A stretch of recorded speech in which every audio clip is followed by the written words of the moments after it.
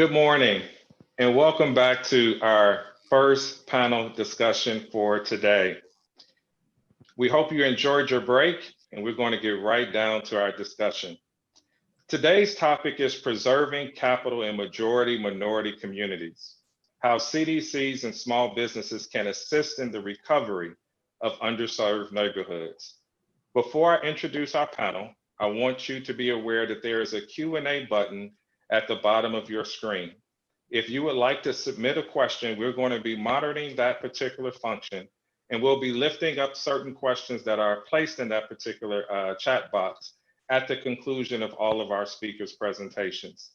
So with that, I'm going to introduce our panel in the order in which they will present. First up, we have Jason Richardson, Director of Research for NCRC. He will be followed by Irvin Henderson of Henderson Enterprises, and also a co-convener and longtime board member for NCRC. Next up, we will have Joel Dancy. Joel is the Mid-Atlantic Region Community and Economic Development Manager for Fifth Third Bank. And then we also have John Stokes from Truist Bank, who we're trying to move from our virtual green room into our online stage. And so John Stokes will be followed immediately by Joel, and then we'll come back for some Q&A. So with that, Jason, take it away. Thanks, Kevin. This is great. My name is Jason Richardson. I'm the Director of Research for the National Community Reinvestment Coalition. And I'm just going to share my screen right now with us. And we are looking at today we're going to talk about the Paycheck Protection Program and the research that my team has done on it, but also the testing work that has been done by our Fair Lending team. So let's get started. Let's click through these. So the Paycheck Protection Program, or PPP, if you're not familiar with it, was a lending program that provides money in a potential grant format to small businesses to help them weather the economic effects of the pandemic. Now, most of the loan needs to be allocated for employee salaries, and then the remainder can be used for other business expenses in order to qualify for forgiveness. We've done a couple of things here. First of all, the Treasury Department released data on 4.8 million PPP loans.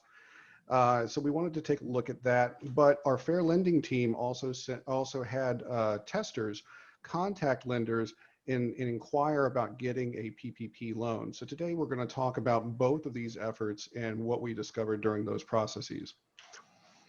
So first, the data included 661,000 loans that were made for $150,000 or more, and a separate data set was released of 4.2 million loans that were made for less than that $150,000 amount. The top 5 lenders in that data set are listed here, and in parentheses afterwards, we list the percent of those loans that included demographic data. And this is important, and it's something that I'm going to talk about a little bit more.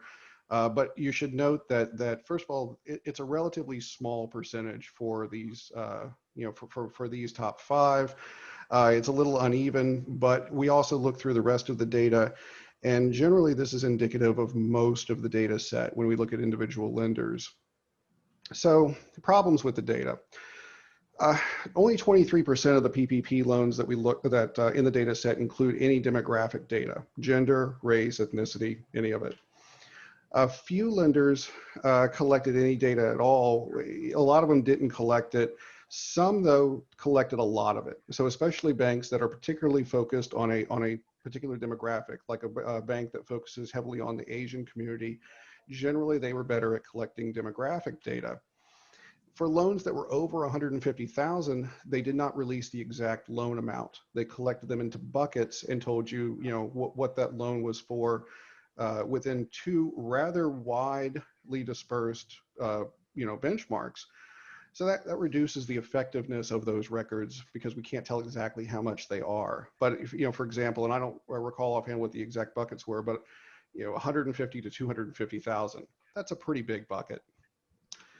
For loans under 150,000, we don't have the precise location of the business, and that makes it very difficult to understand the demographics of the community where the loan was made. So with both of these data sets, we got part of the data that we needed to do a good analysis, but part of it was missing, and it was a different part that was missing with each one. So what we do know, among the 1.1 million loans that did collect demographic data, about 25% were made to a woman-owned business, 21% were made to a minority-owned business. And on its face, of course, this sounds fine, but keep in mind what I said before about the skewed nature of the data in the first place. So I would not take this to be indicative of the true penetration of the entire program. Yeah, like I said, they're small, they're concentrated there. What's a little more interesting is what our fair lending team did in these matched pair tests that they do. So they conducted 63 fair lending matched pair audit tests of financial institutions, and they found a difference of treatment in 27 out of those 63 tests. 13 of the 17 institutions tested demonstrated a difference in how minority testers were treated. That's a pretty high percentage of the institutions in general. Bank employees informed white testers that they would qualify for a loan at a significantly higher rate than black testers, and black males in particular were told they qualified at a significantly higher rate than white females. None of the black female testers were encouraged to apply. So there are some interesting examples, and the testing is really some of the most interesting work I think NCRC has been doing because of these, they're anecdotal examples, but they're extremely informative, especially to researchers like me who are not in the field. It's interesting to see such a complementary set of research findings to the quantitative work that we normally do. But, for example, black testers called, they're told before receiving any information they would need to come into the bank in person. That wasn't very common, especially during a pandemic. That's a particular concern. She told me that since I was not a current customer, she would have to physically identify me. They did make an appointment to go through the drive-through of the bank to show their ID. White tester was given specific information about a line of credit and secured loan, including interest rates, fees, and approval times without any of that identification process. So I just want to recap a couple of things here. It's a short presentation for a reason. The data set released by the Treasury Department did not support a rigorous analysis. So we decided not to do that. Instead, we published a report that you can go to our website or you can email me about, and I can give you a link to, which talks about the challenges with this data and what we would like to see released by Treasury. The match pair testing, I think, is some of the most interesting stuff here to take away. The experiences of the testers in particularly are troubling. And, that's unfortunately, that probably gives us the best window into what's actually going on with the PPP program, since the data simply doesn't support a better analysis. Thank you very much. And I will stop sharing my screen now.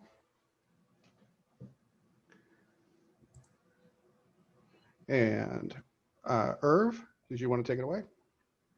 Thank you, Jason. I really appreciate the work that you all did on that. And I think we can see from the data that's been presented, even with the concerns, there is an access to capital issue for many of our small businesses and many of our small minority businesses. What we want to talk about, and we want to thank Kevin and NCRC for creating this format. We also want to thank the other co-sponsors who have been involved. It's a fantastic format for us to basically put together some ideas here. So what we're going to try to do is we're going to talk about some strategies that can be utilized to maintain the assets, because there's an important piece. Diedrich Mohammed, who basically runs the element of our organization, NCRC, that is around race and wealth and community, he basically talks about the fact that equality is based on economic equality. Well, economic equality is based on equity. It's about your assets, what you own, what you can hold. And so we're going to spend some time now talking about strategies that make sense to help us maintain those assets during the recovery from this pandemic, and that will help us as we move forward. And I will now share my screen.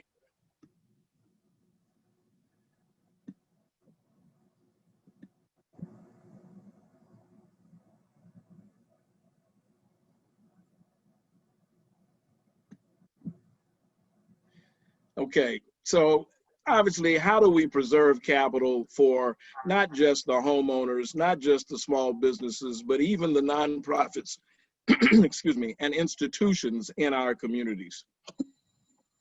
So we talk about 4 strategies here.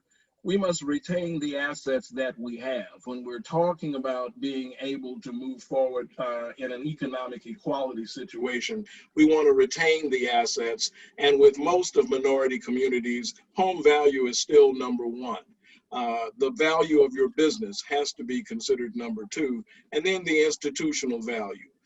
What are we doing with our CDCs, our community action agencies, our historically Black colleges and universities, the minority chambers of commerce, those that are leading business districts? These are our institutions.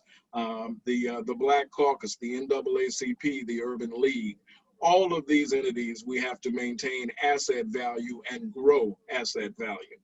Well, if you want to hold on to assets, you've got to make sure that no one is reaching into your cookie jar of a neighborhood and stealing assets. So we've got to define the predators. We've got to educate the community and the consumers on how the predators operate.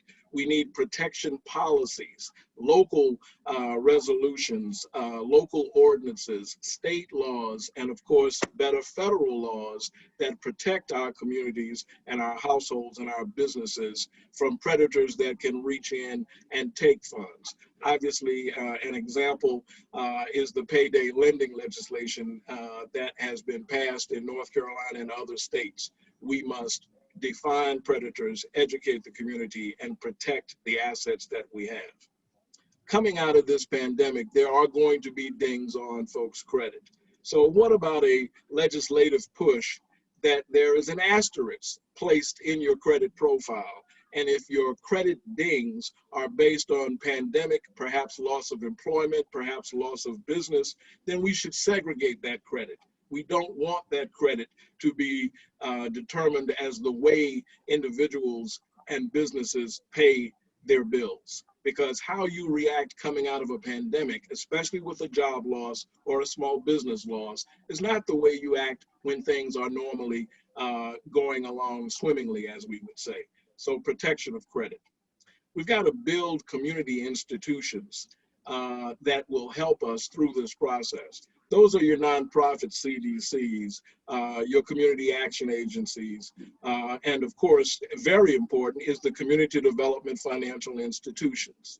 In other words, despite working with all of our mainstream banks, and we do need banks. John Taylor, the founder of NCRC, is often known to say the best asset for a community is a bank that is working collaboratively with small businesses, with individuals, with families, and with institutions. So we must build community institutions that are our own institutions, and we must work with the institutions that are in the majority now. So it's actually both, and very important that we do both. So what are some of the tools that we potentially could utilize here?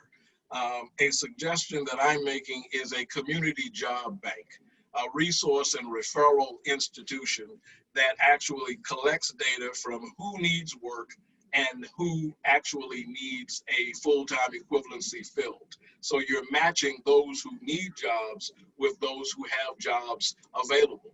And it's not just the entities that you might think of in terms of the larger businesses and the larger employers. No, it's making sure that folks who want to work in the entrepreneurial environment also learn about opportunities, because perhaps it's not a job, perhaps it's the beginning of a business, perhaps a need is filled by the fact that we have folks who want to work entrepreneurially.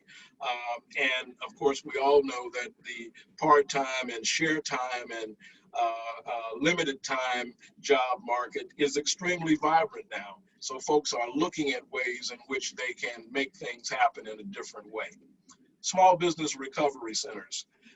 Several of the individuals who participated yesterday talked a good bit about how the hurricane recovery centers that were created throughout the communities worked fairly well once they were established. So we're going to need to establish small business recovery centers, working with the small business technical development centers, working with SCORE, the retired executives, working with minority chambers of commerce. We need small business recovery centers where folks can come in and learn about straightening out their credit issues, learn about how to turn their business around, and learn about how to access capital even though you're coming out of a pandemic. It's also important that these businesses be able to come together, share their stories, depend on each other, support each other. That whole piece can be done inside of these small business recovery centers. We need to asset map our neighborhoods and our communities so that we understand where the major assets are. And that's because we have to support those major assets. I'm going to talk about this a little bit more in a minute. We need collaborative relationships with banks and investors. In other words, we're going to have to say to banks, like the two that we have here and like the ones that we will work with across our state, we're going to have to say to them that, yes, you're going to need to come with us now and work with recovering businesses, work with recovering households. So we're going to need the ability to have more flexibility than has been there before. The investor community especially needs to understand that as they come into our community, we're going to ask them for that kind of flexibility as well. Philanthropic support is extremely important. As we try to maintain the assets, we've also got to work with those individuals and families who have been hurt the most. They will need philanthropic support to regain the positions of economy that they had. And it's also extremely important that we learn as communities to consume from our own communities, to be able to work with those businesses and those assets that we're trying to support. So it's important how you spend your dollar, where you spend your dollar, and when you spend your dollar. Extremely important. So next steps, we're going to have regional follow-up meetings in which we can recruit more collaborators that will follow this overall process that the summit has put in place. Then we will take those regional groups and we'll begin to do more advocacy development. We'll work on how we can retain these assets and we'll build a better infrastructure to make our communities more viable. Finally, we'll need to create more enterprises because we create more jobs for ourselves than the majority community will ever create for us. We create more opportunity. We'll need those institutions. We'll have to build the equity that Diedrich Mohammed talks about. We'll need to build resilience amongst all of our institutions because the ups and downs won't end with the pandemic.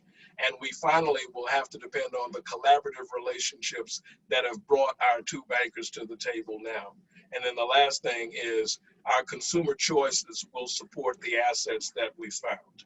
So we challenge our banks now to come to us in a fantastic way as we talk about what they are doing and how all of these things together can help us preserve assets in the minority community. So I believe, Joel, you're going to go next, please. Yeah, thank you, Jason and Irvin, for setting the format for what it looks like, and Kevin for leading us in this discussion. I'm now going to try to share my screen. So I think everyone should hopefully be able to see it. It's flickering. There we go. Nope. Do you guys see the presentation?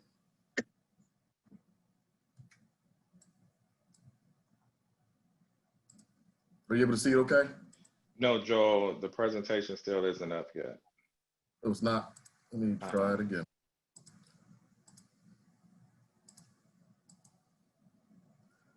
So part of the discussion that we're going to have is related to where Fifth Third has been and what does it look like. And I'm sorry that my screen is flickering. I'm trying to make sure that everyone can have a chance to see it. And I'm not sure what is actually happening. Is it present now? No, it's still not present, Joel. This is the joys of not being able to do the event in person. So we ask our audience, please be patient with us. Yes. We're going through some growing pains, but we'll get there shortly. Yep. So I apologize that my documents are not flowing over as quickly as I had hoped. And if anything, I'm trying to determine why it's not letting me send it over. But I would like to continue on with the presentation for where Fifth Third Bank is and what does it look like. So one of the things that our bank has looked at doing over the past years, since 2016, is really determining how do we want to engage in our local communities, especially communities of color and need, and how do we facilitate engagement in 3 key areas. The 3 key areas that we usually have been focusing in on as beginning as 2016, as we talked about how we need to make sure resources are allocated correctly, is with an area of affordable housing, and that is basically first-time home buyers, and what does that look like directly.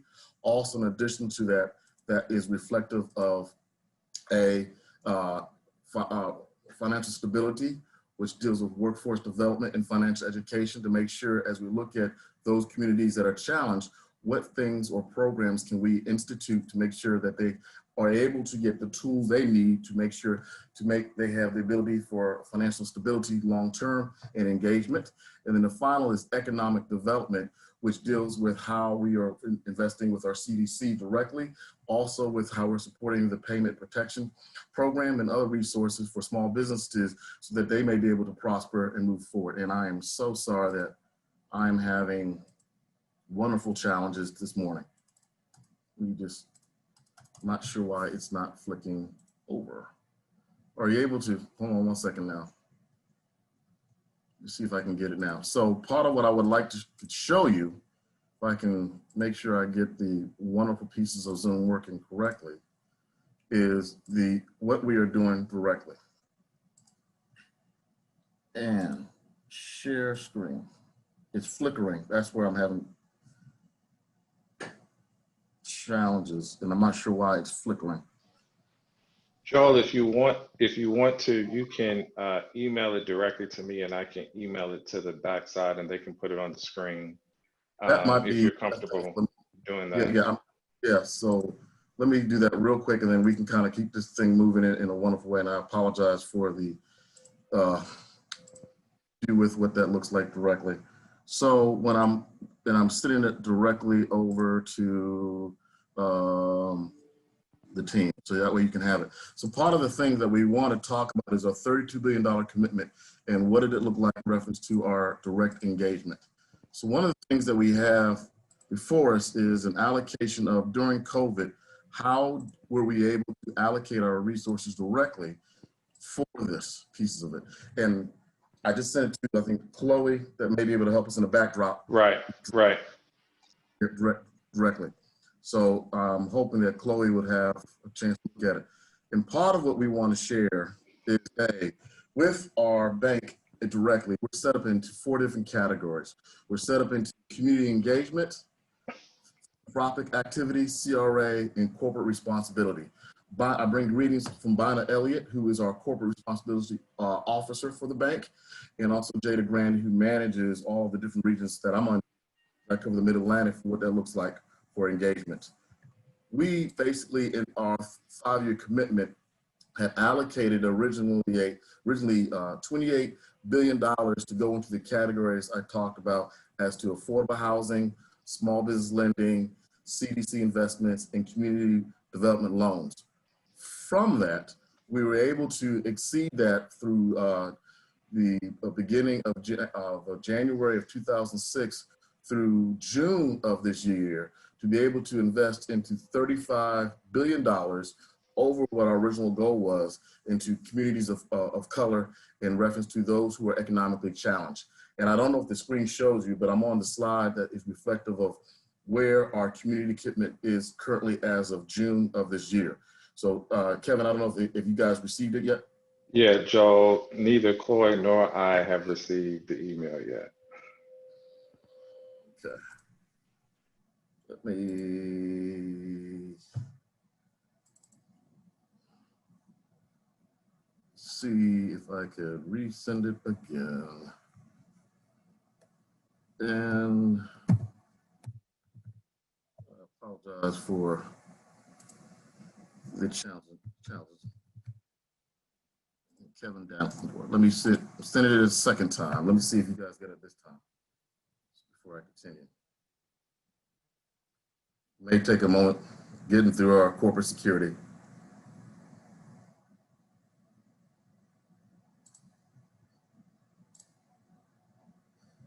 Hopefully you guys have, has it come through, Kevin? Not as of yet. Okay, well, let me just continue while we move through this piece of it. During the pandemic, our bank was able to really move very swiftly in determining how we can apply resources accordingly. And what we were able to determine is that, when the pandemic struck, we saw that basically we had to pivot resources, which applied to about $8.75 million that we kind of have categorized as relief, recovery, and resiliency into our 10-state footprint. And what that looks like as directly was into food services, medical supplies, small business operation services, and services to LMI, nonprofits and organizations, which was amounted to, since we're kind of a super regional, 82 nonprofits directly that we were able to distribute to help potentially stabilize those communities directly for how they were impacted due to COVID. And as it was talked about earlier, when the Payment Protection Plan program began, our bank was not one of the larger banks that received what I call an onslaught of applications. But one of the things that we were able to do during that period of time was be able to facilitate over 36,000 loans that were able to get approved through the Payment Protection Plan. And that equates to about $5.5 billion that was approved. And that helped over, as I said earlier, 36,000 businesses. And what we saw from that data directly was that, from the jobs that were created, we were able to support over 500,000 jobs. The average loan size of the loans that we received from this program, those that were able to come through, was about 179,000. And more than 80% of those that were actually were approved through the payment protection, was the average loan size was about 150,000. Kevin, did it finally come through? I did, and we're trying to load it up now, but you can keep going. Okay. So part of the challenge that we saw, directly to Irvin's earlier point, is that there was not always a clear process that was indicated for many small businesses as to how they wanted to engage and what method was the right method.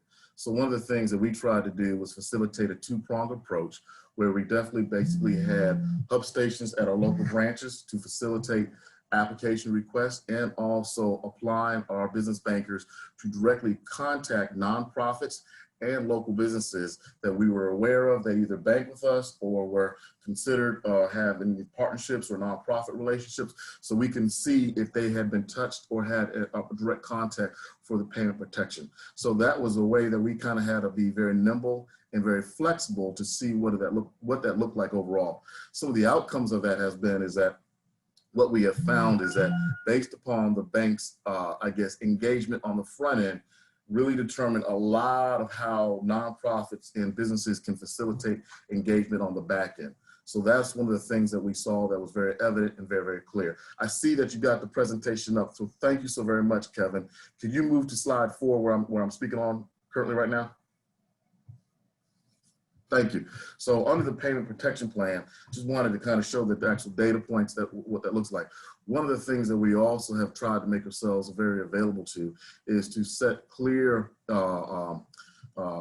follow-ups with the nonprofits and also small businesses that receive funding, to see how that process is going, what additional needs are. So we weren't not trying to be as transactional. We wanted to be more relationship focused, because we understand that during this pandemic, it's not necessarily just trying to get the loan, get it booked, receive the revenue, but trying to really also understand what are the needs they have post this pandemic to determine how they can have viability going forward.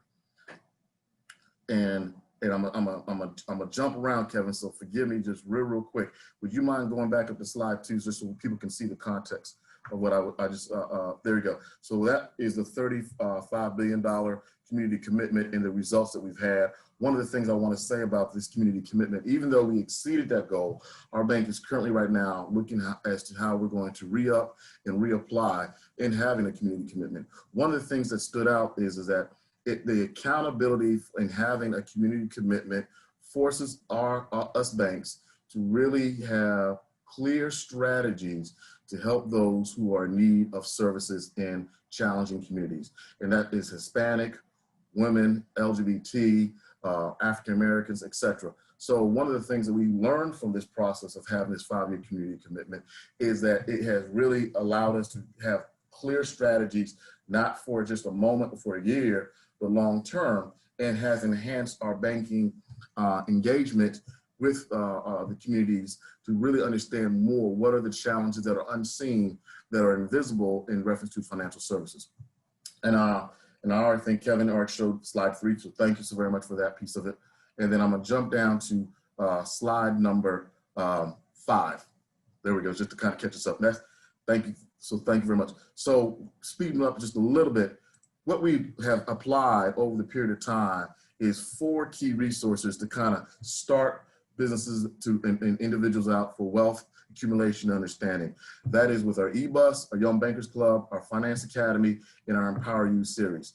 This is really our financial education platform. And I'll start kind of in the of the eBus. The eBus is what we have found, and I think John has a similar mobile financial education unit. We apply this directly with housing partners, with universities, with school systems across the region, and I cover the Carolinas and Virginia, to really be able to bring financial education resources, credit counseling, whatever the support services that our partners requesting directly to the community. So one of the things that when communities that are challenges, there is a perception that banks are fortresses and that the accessibility is not very easy to access them. So we have found that having more mobile units that can be applied and nimble to move directly into communities gives us a better return for how we engage directly for different services. Our Young Bankers Club is a program that we really are targeting toward 5th grade through middle school, because one of the things that is very evident in the communities that are challenged is that what are the educational resources that these students normally would receive would not be till the latter part of maybe high school or into early college. So one of the things that we're trying to fight differently to make sure there's better information earlier, so more smart financial decisions can be made with our Young Bankers Club program. And a quick story that I can share about that is that this summer during the pandemic, we saw that many of the YMCAs were not able to facilitate their summer programs for communities that are challenged and rely, because many of their parents or grandparents or cousins were essential workers and needed a service. We were able to work with Dina at the McCory YMCA in Charlotte, and also team up with Microsoft to jointly put together a coding and financial education Young Bankers Club, where the participants from the McCory YMCA, which is in a moderate track area and is on the west side of Charlotte. If you know the west side, that's where a predominant number of people of color live, and really be able to apply a multi-week summer program for the students to be able to not only just get coding online training from Microsoft, but we are also able to apply online our financial education to these middle school students to be able to help them to have engagement, to help them learn about financial tools. And also they were able to apply and learn some introductory coding pieces with Microsoft. So they had some other ways of just, instead of just running around, jumping and having fun, but while they were indoors during the pandemic, able to get some additional material and technical support so that they can see other opportunities. The Finance Academy program is a digital program that we have for colleges and high schools, and we have been rolling that out consecutively to make sure that the curriculum can be applied. And North Meck High School is a great example. Recently in the Charlotte area, we've applied that. Other high schools in Wake County, looking at schools more around our region for Belmont, Johnson C. Smith, et cetera, that have that piece of it.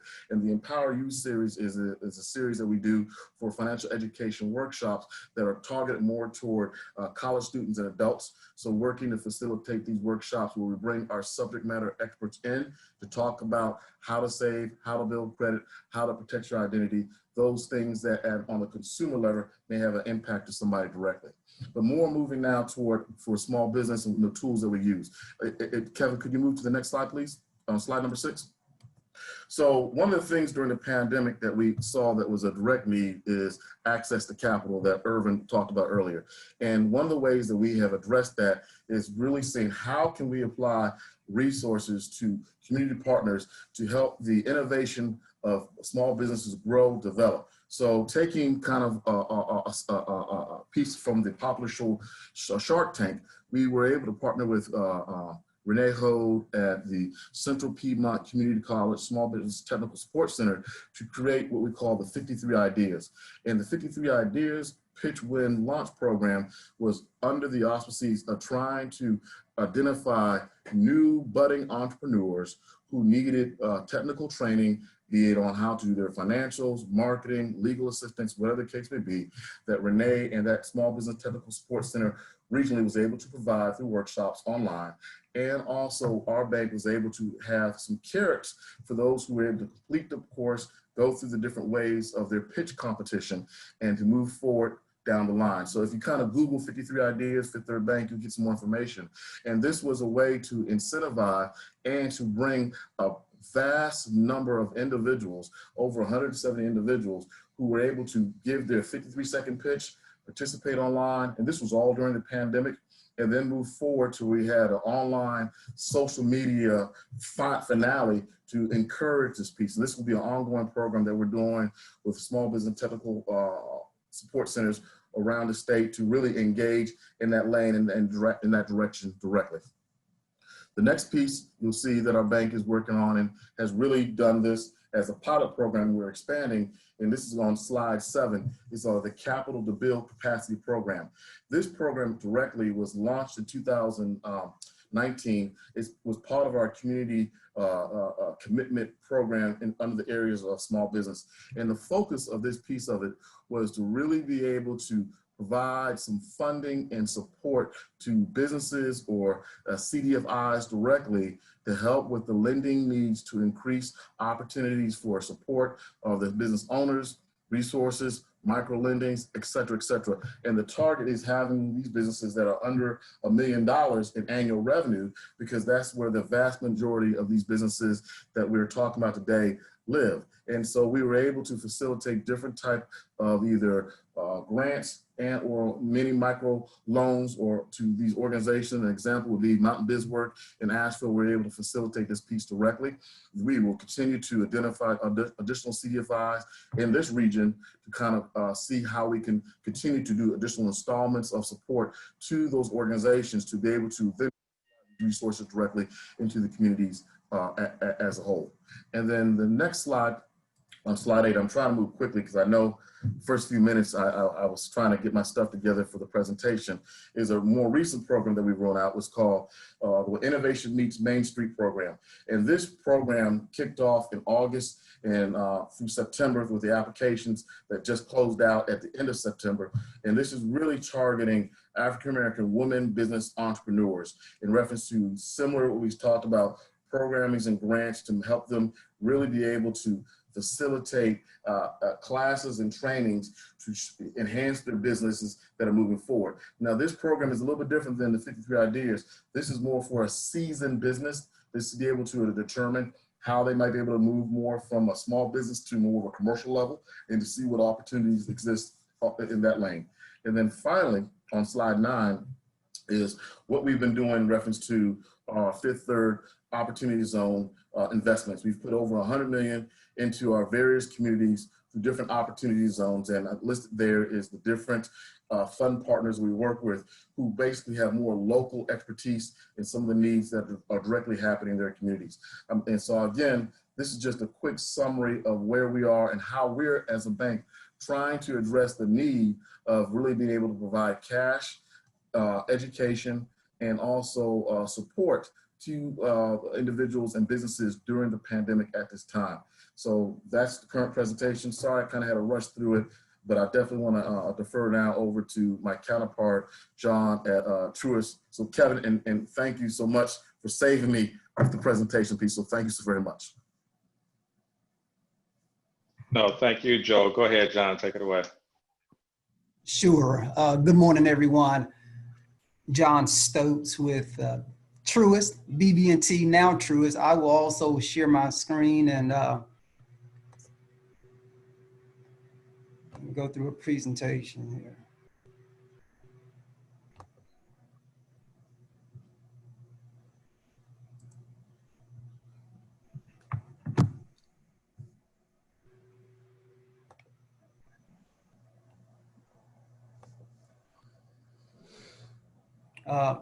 What are you currently seeing? We're seeing your screen. You could go ahead and take it away. We're seeing the first slide. Okay, great. Thank you. I want to spend a little bit of time here just talking about Truist. Obviously, a new corporation, BB&T and SunTrust, as many of you are aware, merged at the end of 2019, which seems almost like 10 years ago, and it's only been about 8 months. It's amazing how much has occurred between now and then. And so we are now headquartered in Charlotte, North Carolina. Just a kind of a recap, BB&T, 150 plus years established in Eastern North Carolina. It's headquartered in Winston-Salem. And SunTrust, which was headquartered in Atlanta, merged at the end of 2019. So we are now the sixth largest financial institution based in Charlotte. We go as far as Philadelphia, down to Florida, over to Texas. And so with about 60,000 plus teammates throughout those states. And so I'm definitely glad and appreciate the opportunity to share with you and appreciate the partnership that we have with NCRC over the years. So at Truist, we stand for better.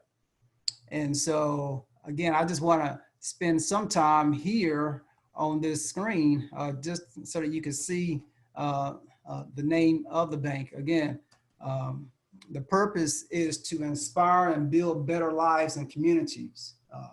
Our mission is focused on our clients, our teammates, as well as our stakeholders.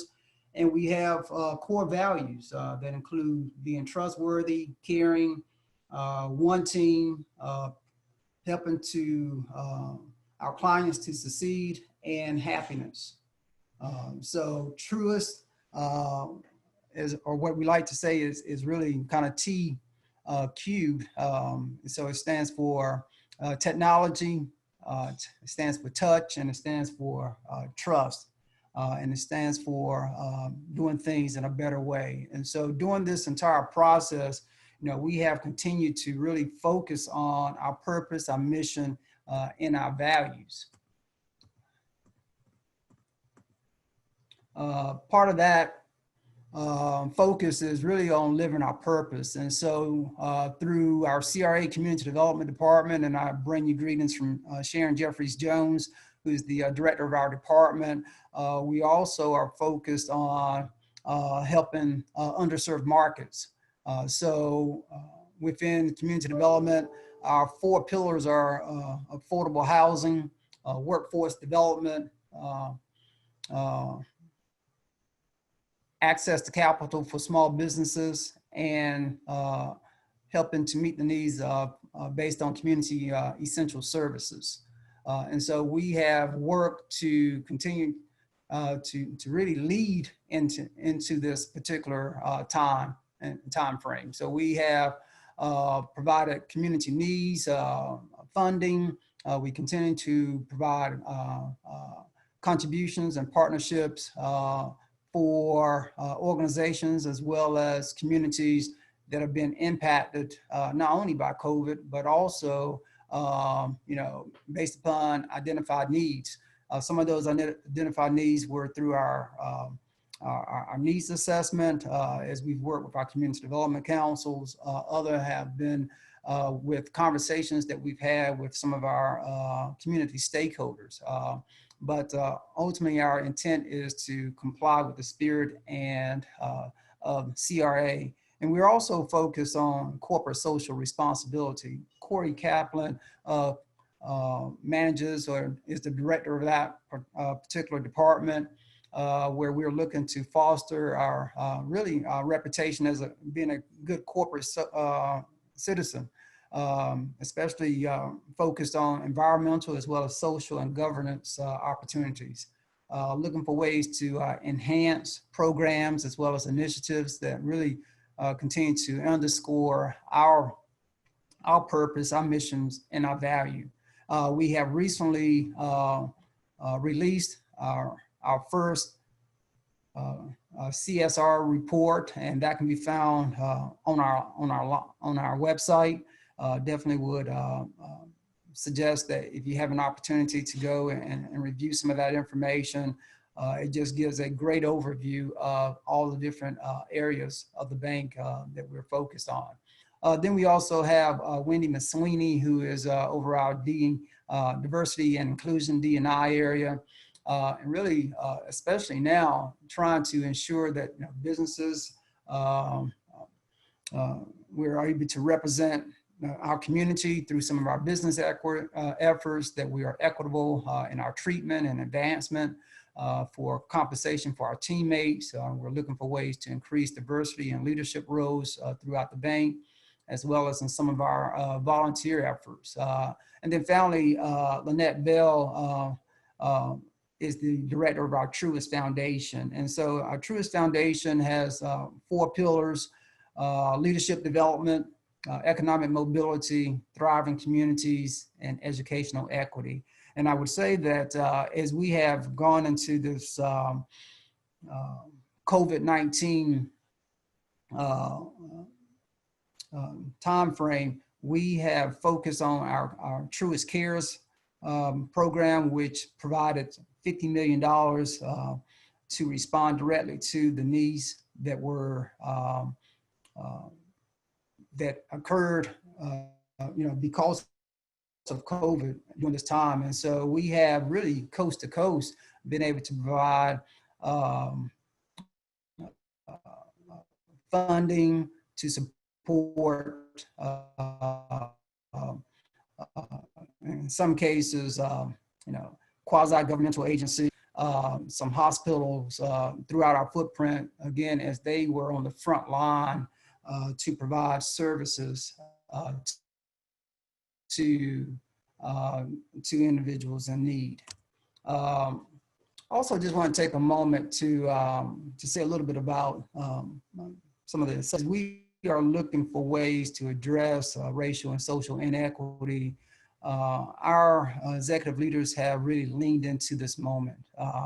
We're looking for ways to expand our efforts to provide education internally as well as externally, to have community conversations that allow us to listen and to learn from individuals that are on the front line. And so that does make a difference, to hear someone else's perspective, realizing that it's not, from where we stand that we're able to address these issues. It's when we come together and partner that we're able to come and identify the appropriate response to various issues in our community. And so we've also hosted more than 200 days of understanding within the bank to talk with teammates. We've scheduled virtual town hall meetings, as well as rolled out different training to address unconscious bias.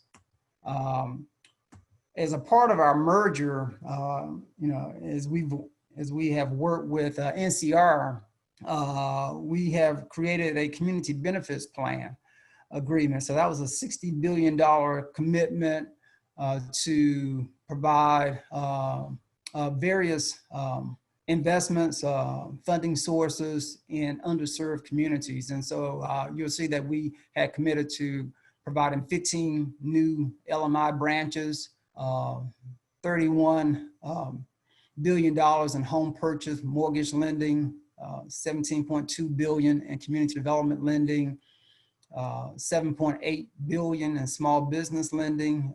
We've also focused on increasing our community reinvestment contributions and investments, as well as increasing our supplier diversity, staffing commitments, and our creating a community advisory board. So many of these have started. We're in the process of identifying branches. We are at this point actually behind, really because of COVID and the impact that it's having from a mortgage perspective on our LMI borrowers. But we are ahead, similar to what Joel has shared. We are very active. We work very active with PPP loans. And so because of that, we're able to have significant increase in our community development lending, as well as our small business lending, given the amount of loans that we were able to provide through PPP. And we are currently on track to provide the 3.6 billion in contributions. We've also established our community advisory board, which had its first meeting on July 17th. And we're currently, we've created diversity strategies and targets, as well as we're ahead for our supply diversity. I just mentioned our community advisory board. The purpose of this advisory board is to offer diverse perspectives on the economic circumstances and financial services needed within Truist's communities, with a particular focus on LMI communities. And so you'll see the current membership of our community advisory board, many of the names you're probably familiar with, and we are definitely grateful for their willingness to join and provide insight to our Truist executive leadership, as well as to our other members of our boards throughout the bank, to help us, in our efforts to, again, address the needs in the community. Also, as a part of our community benefits plan, there's an effort to create a rural initiative, a HBCU initiative, as well as a community or CDFI initiative as well. And so we are in the process of working with those and providing more structure on those particular initiatives. As it relates to our CDFI, you may be familiar that we recently donated $40 million to launch an innovative nonprofit called Corner Square. So this is an effort to really partner with CDFIs throughout our footprint. We're partnering with Access to Capital, Black Business Investment Fund, the Lift Fund based in Texas, Natural Capital Investment Fund, Pathway Lending, as well as the Washington Area Community Investment Fund, to provide and support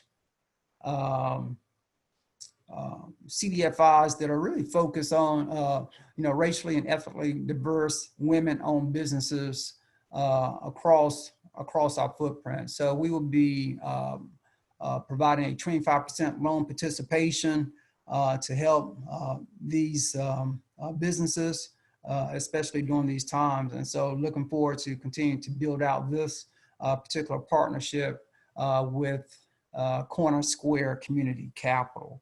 I'm not, one more. I had mentioned our focus areas within community development. And so on a monthly basis, we are reviewing requests that we receive through our cyber grants portal to support organizations that are focused on affordable housing, again, access to capital for small businesses, essential community services, as well as workforce development. We have recently created a statewide initiative to address workforce development. And so we are partnering with 3 organizations throughout the state in various roles. One organization is focused on kind of providing support services for individuals that are receiving IT certification. One organization is working with a cohort of women to create cybersecurity small businesses. And then another is focused more kind of in the rural market. Again, we realize that individuals are at different places, and sometimes different models are needed. And so that's part of our focus at Truist, is to look for the better approach to go forward. Obviously, Legacy BB&T as well as Legacy SunTrust were very involved in the community, and now we're trying to double down on those efforts. And so definitely open if you have any questions, specific questions relative to my presentation, but feel free to reach out. And again, I appreciate the opportunity. Thank you so very much, John, for that presentation. I know we're about 4 to 5 minutes over, but I do want to get in 2 of the questions that came in through the chat. I'm going to pose one of the questions to Joel with Fifth Third. I'm going to pose a separate question to John with Truist. I'm going to ask that you keep your responses extremely brief because we are over time. But I wanted to give a little bit more time because of the technical glitches that we had earlier and the time that those particular pieces took up. So this first question is for you, Joel. Are there other methods of forgivable loans or investments that Fifth Third is offering that is in connection with the CRA or CRA types of loans? So yes, there are other programs that we do have. In reference to, we do have forgivable microloans that we offer. We do also have some grants. We also have some engagement with the CDFIs, and I'll be happy to post this, any links of information that people want more information on how to access those programs. But I tried to cover, some of the things that we're trying to do real time. And then I know we have some additional initiatives that speaks toward the diversity and inclusion pieces of it for wealth building that will be coming out very, very shortly also, that will give other people other resources for tools that they could use also. So yes, that's forthcoming. Thank you for that, Joel. This question is for you, John. The questioner says, BB&T has a huge presence in Winston-Salem.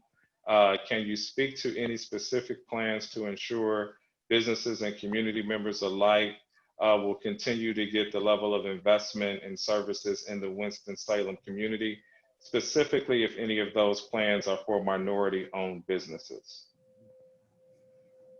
Sure, appreciate the question, and obviously, given our history in Winston-Salem with BB&T, now Truist, we still have a commitment to the Winston-Salem MSA, to the Triad region. And so we are working specifically on a East Winston strategy, as well as a East Greensboro strategy, realizing that those particular communities for many, many years have been underserved.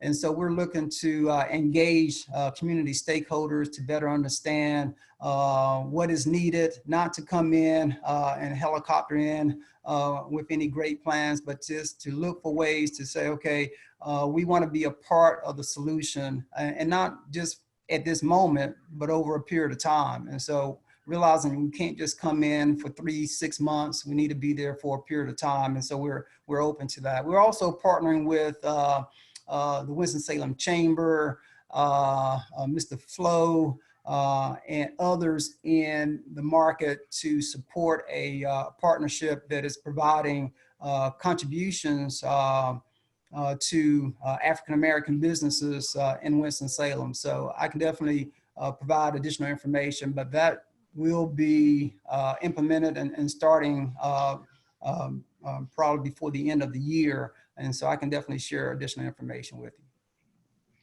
Thank you so very much to this esteemed panel. Thank you, Irv. Thank you, Joel. Thank you, John. Thank you, Jason. This has been absolutely great. Thank you, audience, for being patient with us as we went through those particular growing pains, as we all adjust to what it means to do a virtual event. And so we appreciate your patience with that. I know we're a little bit over. We're about 8 minutes over time. So we're going to take a break, about a 5-minute break as we get ready for our breakout sessions. Our breakout sessions are extremely, extremely important because these are not only designed for an opportunity to create networking opportunities with those individuals who are from your specific geography, but it also is a time of strategizing and planning and looking ahead towards next steps. And so to join the small group discussions that are going to start in about 5 minutes, you go to the networking module on the left side of your screen, select groups, and then select your specific table that you want to attend. The tables are divided by region, and we will add additional tables if those fill up. So again, those particular breakout sessions are extremely important. We want you to focus in on 3 questions. Those first 3 questions are, number 1, what are the main takeaways that you're going to take away from both the presentation by Bill Bynum this morning, as well as our esteemed panel right now? The second piece is, what are some of the practical application pieces that you can immediately apply to your work right now? One of the things that we wanted to do was make sure that we provided actionable content that you could immediately begin to execute on the very next day. And then the last piece, as Irv Henderson outlined in his particular presentation, what are possibly the top 2 policy priorities or regulatory priorities or issue-oriented ideas that you would like to see us move forward with in terms of some level of campaign? So you're going to have the opportunity in 5 minutes to select the small group table of your choice. There'll be individuals there ready to continue that conversation and dialogue with you. This is a very, very important part of the conference, the virtual event. So please, please be mindful of that. And then on tomorrow morning, we have our 3rd and final day that we're extremely excited about and looking forward to. We'll hear from our esteemed board member, who is also a part of this panel, Irv Henderson, who will deliver the welcome address. And then we'll also hear from North Carolina's own during our panel discussion, Stella Adams. And our keynote for the morning session is going to be Pamela Whiteman, Director of Neighborhood Housing Services for the City of Charlotte. So we have another great day planned for you on tomorrow. So take a stretch, do whatever you need to do for the next 5 minutes, and then we'll be right back in the breakout sessions. See you all soon.